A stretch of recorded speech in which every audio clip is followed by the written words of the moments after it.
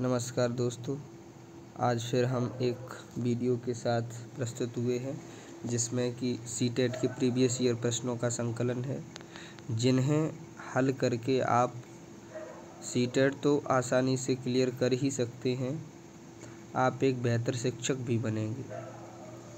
CTET पास करने के लिए सबसे महत्वपूर्ण चीज़ है कि हमें जो शब्द हैं उनका अर्थ आना चाहिए। अगर अर्थ आएगा और एक सोच है सीटेट की, जो शिक्षक की मानसिकता है, वो आपके अंदर होनी चाहिए। अगर वो चीज़ें आपके अंदर होंगी तो आप इजीली एग्ज़ाम को क्लियर कर लेंगे। तो समझते हैं, पहला प्रश्न है, निम्न में से कौन से कथन को सीखने की प्रक्रिया की विशेषता नहीं माना जाता? कौन सी सीखने की प्रक्रिया की विशेषता नहीं है? नंबर 1, सीखना एक व्यापक प्रक्रिया है। बिल्कुल है। सीखता व्यक्ति व्यापक रूप से सीखता है, हर पक्ष के बारे में वो सीखता है। दूसरा है, सीखना लक्ष्योन्मुखी है, यानी कि सीखते हैं जब हम कोई चीज़ तो लक्ष्य को निर्धारित करके लक्ष्य उन्मुख तरीके से सीखते हैं। बिल्कुल, जैसे अगर हम साइकिल चलाना सीख रहे हैं तो उसका कोई ना कोई लक्ष्य है। हमारा लक्ष्य ये है कि जब हम साइकिल चलाना सीख जाएंगे तो हम उससे अपने विद्यालय जाएंगे। या मान लो हमने अभी गिनती सीखी है तो गिनती सीखने का कोई लक्ष्य है, गिनती सीख लेंगे तो हम जोड़ना, घटाना, पहाड़े चीज़ों का गुणा करना सीख जाएंगे। तो ये दोनों ही विकल्प सही हैं। अनधिगमक भी सीखने की प्रक्रिया है, मतलब न सीखना भी एक तरीके से सीखना है। इसका मतलब ये है, कैसे? जैसे अगर आप किसी बच्चे को गलत चीज़ों से बचाना चाहते हैं, उसे अच्छी चीज़ें सिखाना चाहते हैं, तो उसे गलत चीज़ों से बचाएं। मतलब अगर अच्छी चीज़ें सिखाना चाहते हैं तो गलत चीज़ों को न सिखाएं। तो न सीखना भी एक सीखना है। शैक्षिक संस्थान एकमात्र स्थान है जहाँ पर अधिगम प्राप्त किया जा सकता है। क्या सिर्फ और सिर्फ बच्चा विद्यालय में ही सीखता है, बाहर नहीं उसके सीखता? ये गलत है, क्योंकि अनौपचारिक शिक्षा है, वो बाहर भी होती है। बच्चा जीवन प्रयत्न व्यक्ति सीखता रहता है। विद्यालय में तो 4 घंटे जाता, लेकिन सीखता पूरे दिन भर है, पूरे साल, बुढ़ापे तक बच्चा सीखता रहता है। तो ये प्रश्न हो गया, डी वाला गलत है, बाकी तीनों सही है। अगला प्रश्न है, निम्न में से कौन से कथन को सीखने की प्रक्रिया की विशेषता नहीं? अच्छा, ये वही है। 5वीं कक्षा के दृष्टिबाधित विद्यार्थी। दृष्टिबाधित यानी कि 5वीं कक्षा में कोई बच्चा पढ़ रहा है आपके, जिसको थोड़ा सा कम दिखाई देता है, दृष्टिबाधित है।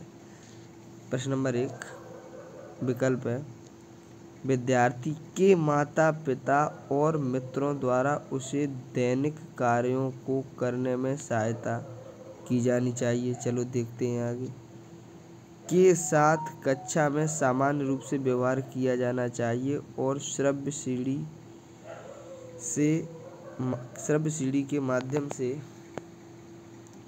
सहायता उपलब्ध कराई जानी चाहिए। हो सकता है के साथ कक्षा में विशेष व्यवहार किया जाना चाहिए, को निचले स्तर के कार्य करने की छूट दी जानी चाहिए।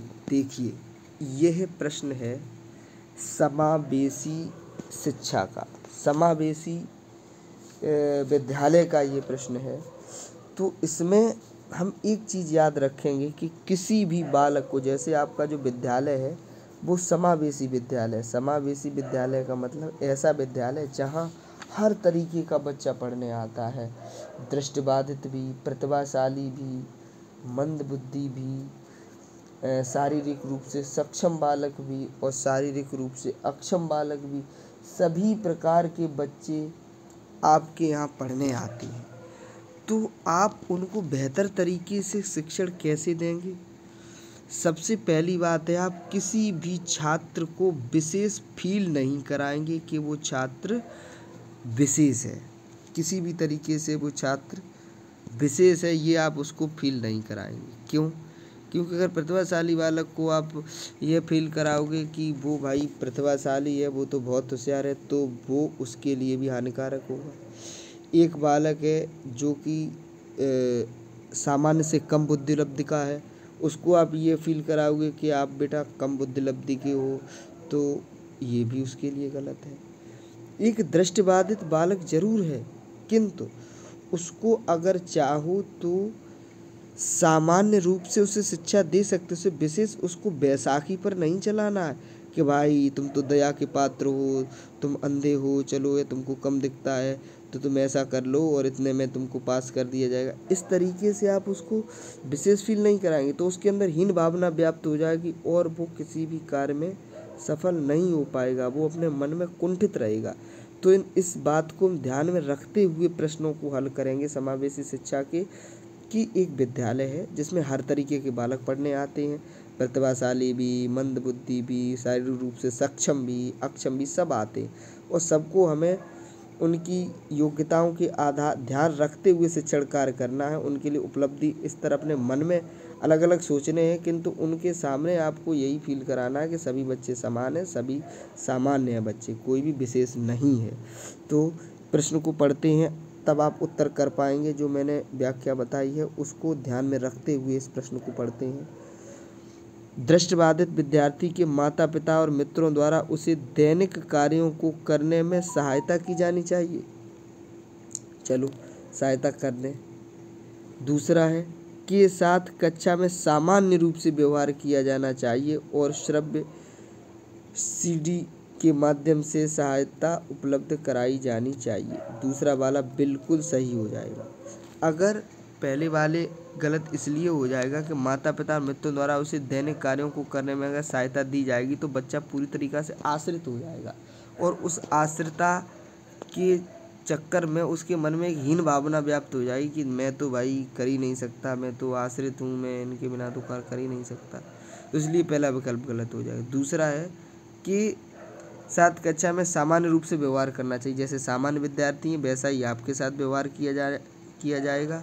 श्रव्य सीढ़ी अगर देख नहीं पाता है तो सुनने वाली उसको सीढ़ी सुनाओ, उससे वो ज्ञान अर्जन करे, तो ये वाला सही हो जाएगा। तीसरा है के साथ कक्षा में विशेष व्यवहार करना चाहिए। मैंने बताया विशेष किसी को फील नहीं कराना है, तो ये भी गलत हो जाएगा।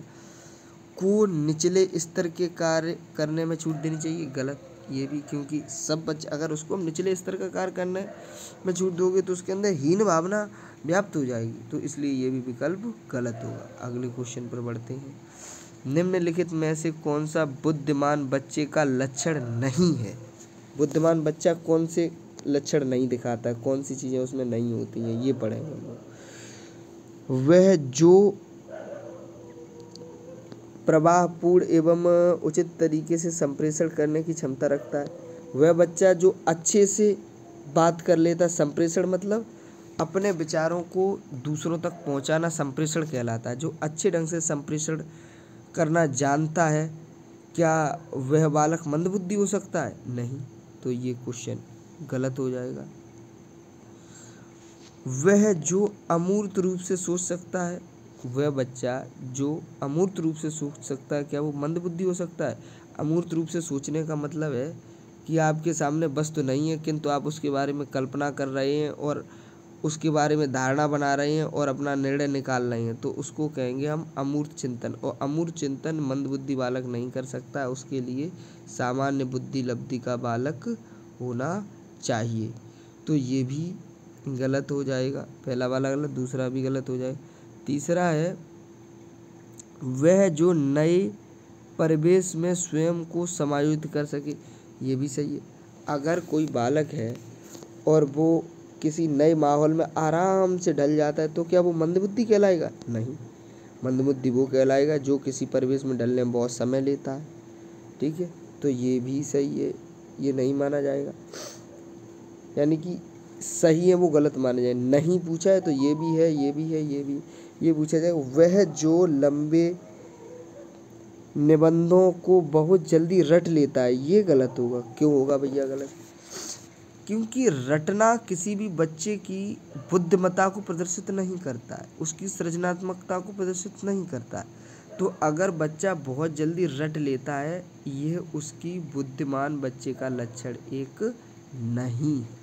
ठीक है, तो डी वाला गलत हो जाएगा इसमें।